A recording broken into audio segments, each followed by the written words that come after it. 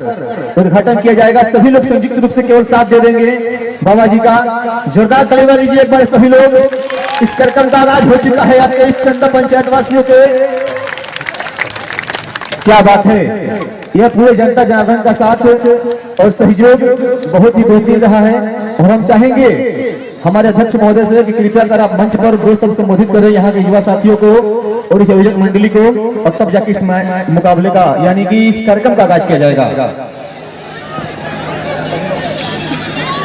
मैं हरेराम तिवारी आप लोगों के सहयोग से ये यज्ञ को जो भी हुआ देख रहे हैं है कि अब कार्यक्रम का आगाज होने जा रहा है, तो सभी महानुभावों से अगर स्वागत का कार्यक्रम है तो मंच पर ही किया जाना चाहिए।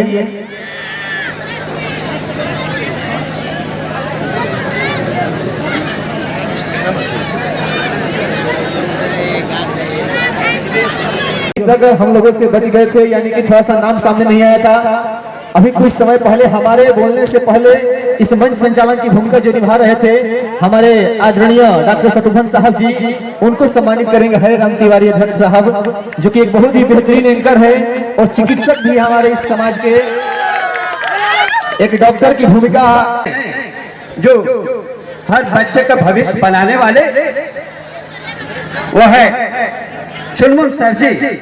इनका पुष्प की हार से स्वागत करेंगे श्री, जो कि इस कमेटी के अध्यक्ष हैं श्री अजित श्री हरेराम तिवारी जी।